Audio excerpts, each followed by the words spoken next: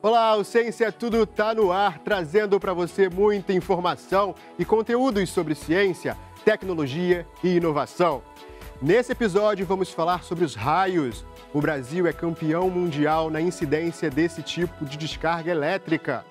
Vamos conhecer como se formam os vulcões, os perigos das erupções e ver quais impactos elas causam. Você vai saber também por que o mês de fevereiro tem menos dias. E ainda, uma matéria especial sobre descobertas astronômicas recentes. Tudo isso e muito mais no Ciência é Tudo. Então vem comigo nessa viagem pelo mundo do conhecimento.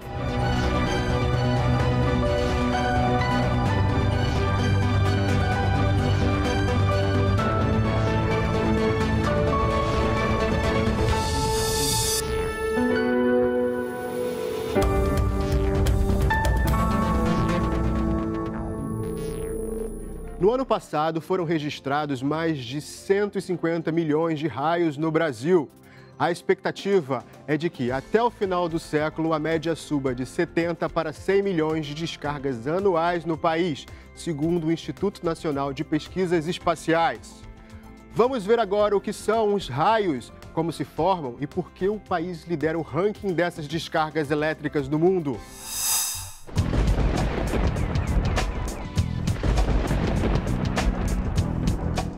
Na mitologia grega, os raios eram lanças feitas pelos ciclopes, criaturas de um só olho para que Zeus atirasse sobre os homens pecadores.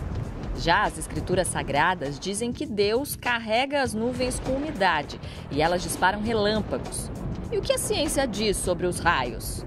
Raios são descargas elétricas intensas que ocorrem na atmosfera. Elas são devido a choque de partículas de gelo dentro das nuvens de tempestade.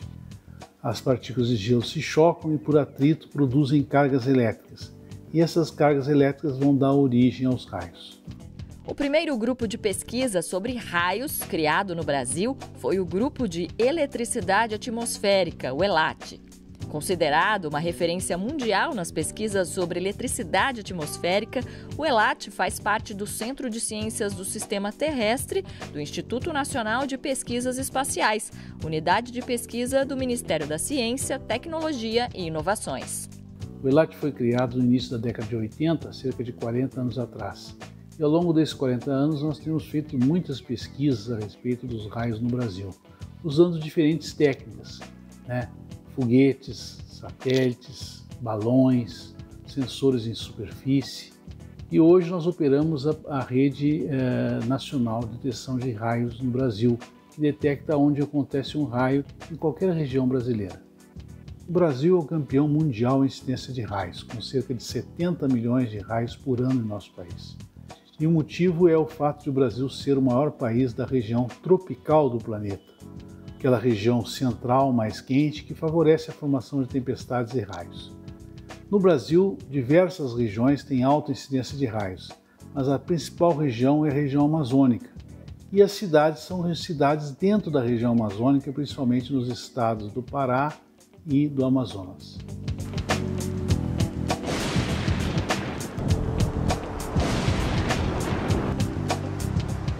Bem, com o aquecimento do planeta, nós devemos ter um aumento na incidência de raios e tempestades nas próximas décadas no Brasil. As temperaturas maiores favorecem a maior quantidade de umidade na atmosfera, o que facilita a ocorrência do fenômeno. Nós esperamos até o final desse século um aumento em torno de 40% na incidência de raios no Brasil. Nos grandes centros urbanos, como São Paulo, Rio de Janeiro e outras cidades, existe um aumento local na incidência de tempestades e raios.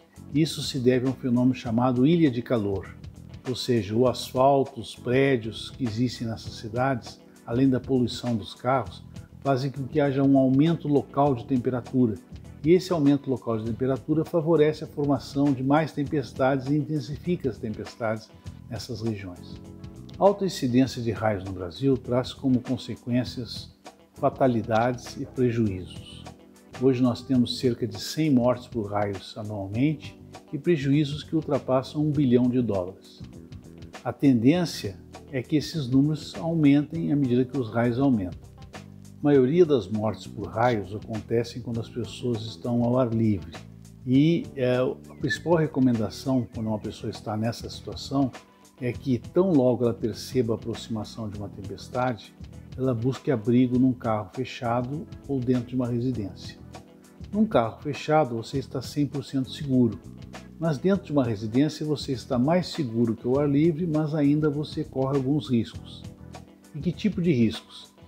Ficar em contato com qualquer objeto ligado à rede elétrica ou à rede telefônica, como por exemplo falar no telefone com fio, falar ao celular com o celular ligado à rede elétrica pelo carregador, tomar banho no chuveiro elétrico, ficar encostado numa geladeira e assim por diante.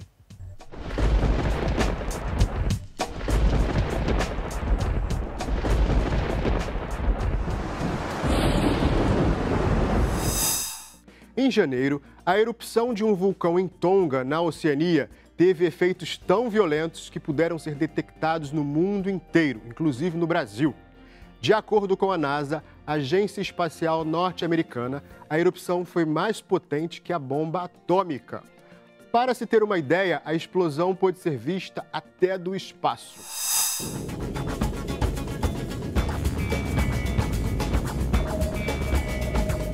Para entender como os vulcões funcionam, é preciso compreender como o nosso planeta é formado. A Terra é composta de camadas classificadas em crosta, manto e núcleo, com diferentes características físicas e químicas. A camada mais externa, onde vivemos, é formada por placas com material rochoso. Abaixo dessa crosta terrestre está o manto, que tem uma consistência um pouco mais maleável. Com a movimentação dessas camadas terrestres, chamadas de placas tectônicas, a pressão no interior da Terra causa as erupções vulcânicas. Os vulcões são formados assim, a partir dessa energia toda interna que procura, né, uma facilidade para vir à superfície. Então encontra essas facilidades, maior vezes, nos encontros dessas placas que estão em movimento. Os milhares de vulcões no planeta podem estar presentes tanto na superfície terrestre como submersos no oceano. Em atividade hoje, são cerca de 1.500 vulcões. A maioria dos vulcões ativos hoje estão no chamado Círculo de Fogo, onde justamente se encontram as placas tectônicas. Bem nessa região está a ilha de Tonga, que foi devastada pela forte erupção de um vulcão submerso no Oceano Pacífico. Os efeitos da intensa erupção do Tonga foram sentidos até aqui no Brasil, que recebeu partículas do vulcão. O Centro Brasileiro de Pesquisas Físicas chegou a detectar a variação da pressão atmosférica em um dos seus laboratórios. Nos últimos anos, outras erupções também chamaram a atenção do mundo. Em 2021, um vulcão na Islândia virou atração turística, ao entrar em erupção em uma área sem habitantes. No mesmo ano, o vulcão mais ativo da Europa, o Etna, que fica na Itália, fechou o aeroporto mais próximo da região. Já em La Palma, nas Ilhas Canárias, a erupção de um vulcão causou estragos na região que pertence à Espanha. Milhares de construções foram queimadas e os moradores tiveram que abandonar as suas casas.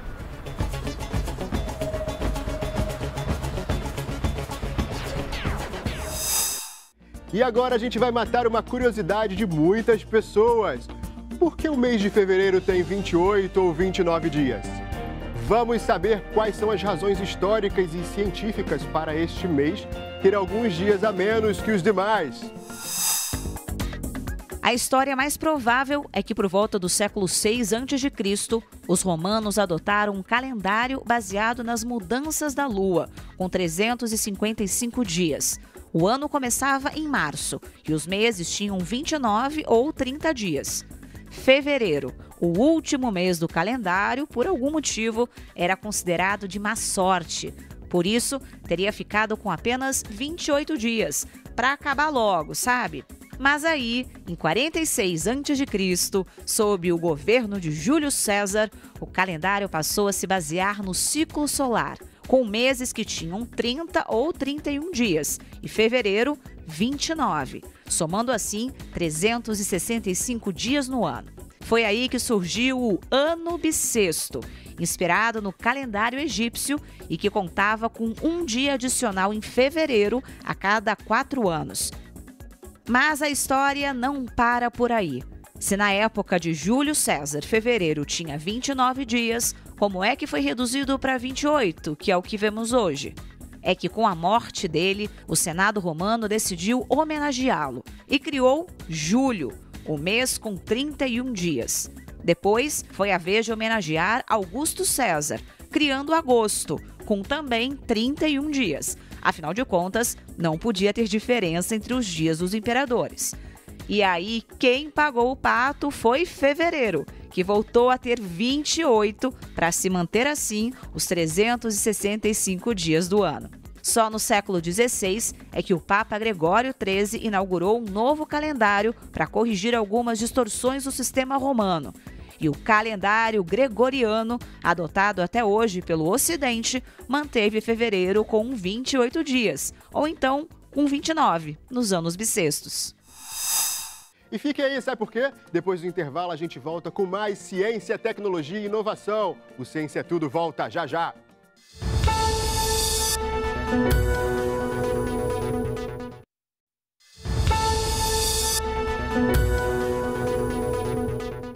Voltamos com Ciência é Tudo, a sua revista semanal sobre ciência, tecnologia e inovação. E apesar de ainda estarmos no início do ano, vários eventos astronômicos em 2022 já sacudiram o meio científico. Entre eles está a descoberta de um objeto que emite ondas de rádio em um espaço de tempo jamais visto. E tem também um buraco negro vagando sozinho pelo espaço. Vamos ver o que a ciência explica sobre esses novos fenômenos astronômicos. Já ouviu falar em planeta errante? Aqueles que seguem vagando pelo espaço sem orbitar uma estrela, como o habitual? E em buraco negro errante?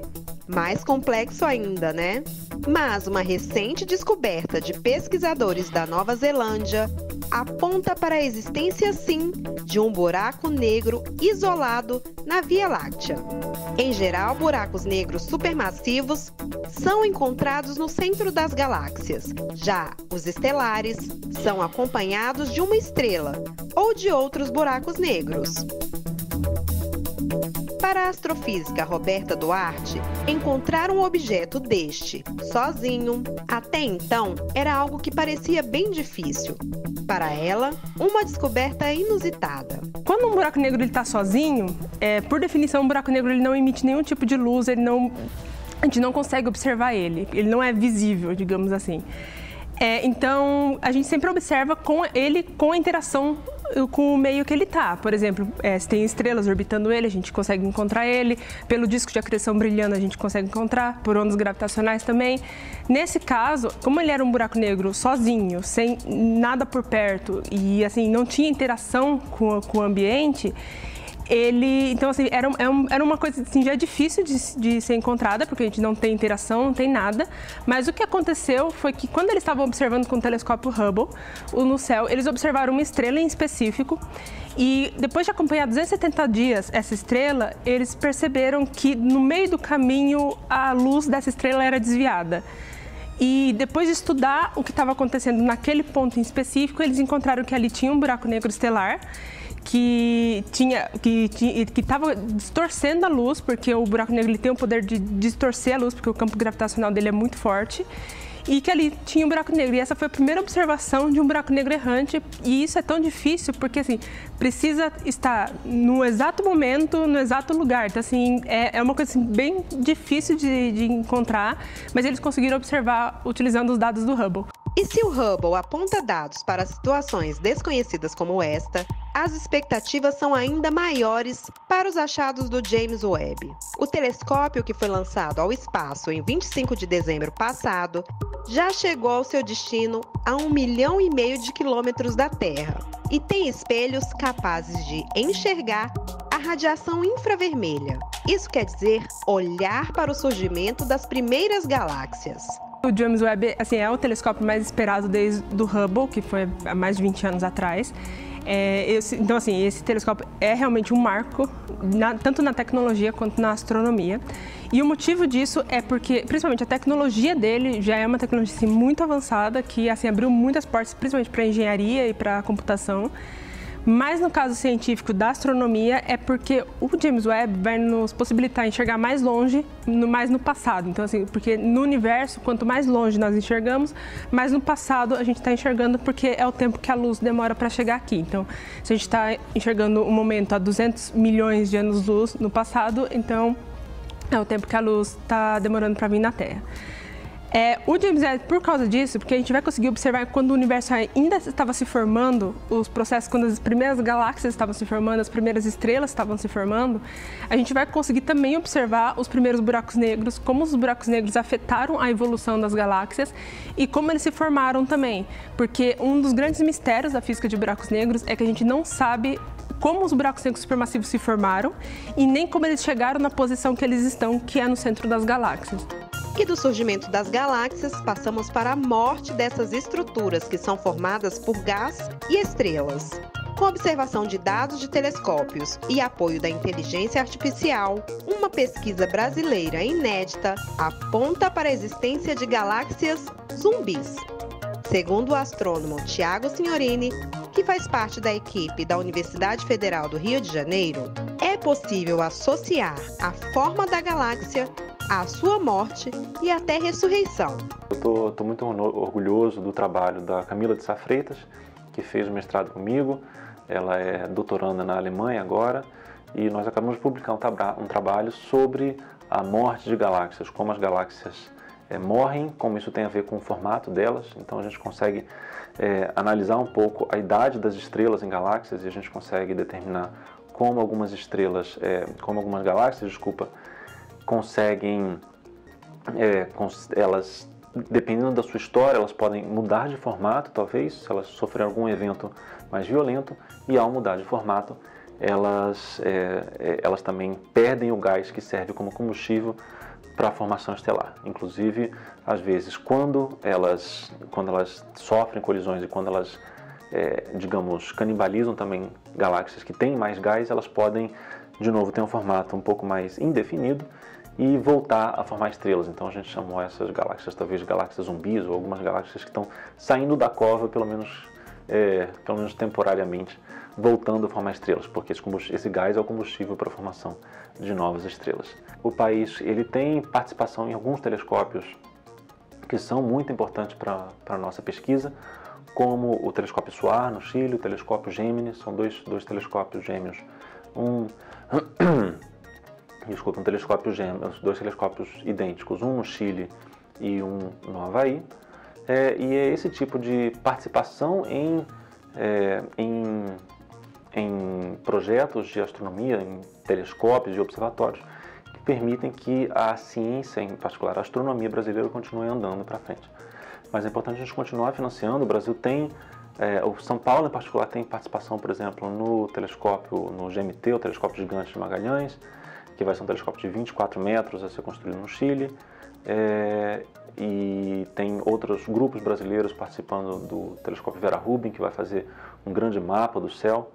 Esse tipo de investimento é fundamental, e é fundamental que a gente consiga continuar esse tipo de investimento. É uma coisa que está ficando cada vez mais difícil, mas a gente precisa investir para continuar financiando a participação de pesquisadores brasileiros nesses projetos, de tal forma que a gente continue sempre conseguindo novos dados.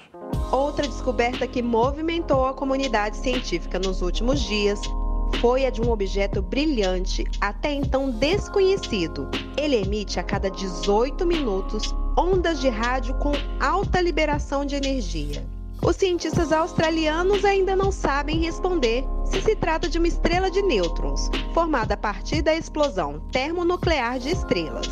Mas os autores da descoberta foram categóricos em afirmar que nada nem parecido com este objeto foi observado no céu até então.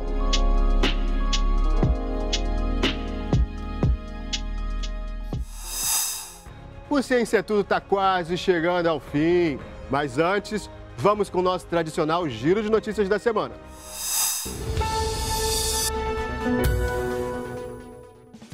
O Ministério da Ciência, Tecnologia e Inovações, em parceria com a FINEP e a Agência Espacial Brasileira, lançou um edital que vai destinar 8 milhões de reais para o desenvolvimento de um protótipo de foguete de capacitação e treinamento. A cerimônia de lançamento ocorreu no Parque Tecnológico de São José dos Campos. É uma honra nossa, até porque aqui no parque a gente pega sonhos e transforma em realidades. Então, assim como sonhaste em chegar no espaço um dia, tem muitos empreendedores aqui que sonham em poder fazer com que as empresas deles cheguem no espaço um dia. E quem sabe não vai ser justamente nesse edital. Então, esse edital, ele é para nós da FINEP um evento de muita importância. Uma retomada para que nós possamos produzir no Brasil um bem que é difícil acesso, tecnologia de difícil acesso, tecnologia sensível, o que será produzido por vocês aqui. Os recursos são do Fundo Nacional de Desenvolvimento Científico e Tecnológico, FNDCT.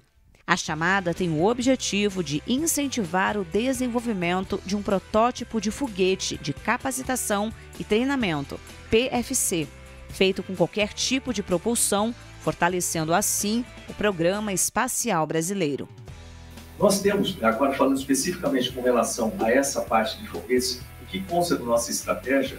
Vocês lembram que nós tivemos a primeira Olimpíada Brasileira de Satélites. Por que vocês estão fazendo a Olimpíada Brasileira de Satélites? É para motivar os jovens das universidades, do ensino básico, do ensino médio, a começarem a pensar em sistemas espaciais. Não adianta a gente ter o melhor sistema do planeta se a gente tiver jovens interessados, novos engenheiros, novos profissionais do setor. Então a gente começa a movimentar ali. Está no nosso escopo também a gente ter a primeira Olimpíada de Foguetes Universitários, lá para 40, 50 quilômetros, para trazer a mesma ideia, formar esse pessoal. Eu vejo aqui, nessa chamada, uma possibilidade de a gente trazer as startups. Repararam que dentro da chamada tem isso, de movimentar startups, movimentar o pessoal jovem, empresas jovens, aquela pessoa com aquele sonho de colocar, de transformar a sua ideia num veículo espacial, a gente ter essas startups participando. Eu quero que elas participem como foguetes agora, em foguetes de treinamento. Por que é importante esse tipo de foguete de treinamento? Bom, a gente tem um centro de lançamento.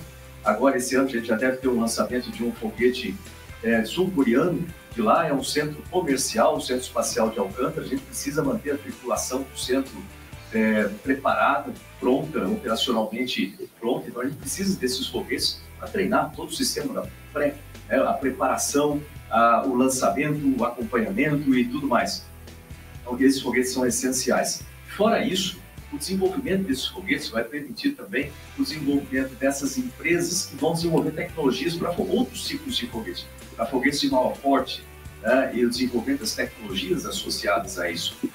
O edital na íntegra pode ser acessado no site da FINEP. As inscrições começam no dia 7 de março e vão até 22 de abril.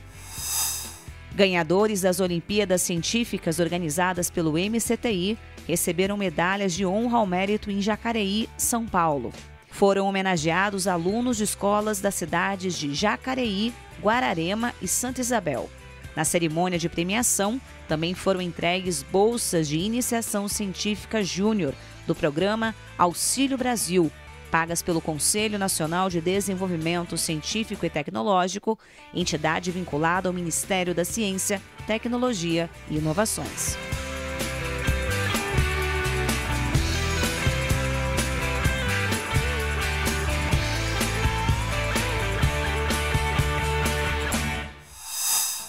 E o Ciência é Tudo de hoje está terminando. Eu espero que você tenha aproveitado essa nossa jornada pelo universo da ciência, tecnologia e inovação. Se você quiser rever esse ou qualquer outro programa, basta acessar o canal da TV Brasil no YouTube ou acompanhar tudo pelo aplicativo TV Brasil Play. É isso aí, sábado que vem a gente tem um encontro marcado no mesmo horário, hein? Eu espero você. Tchau, tchau.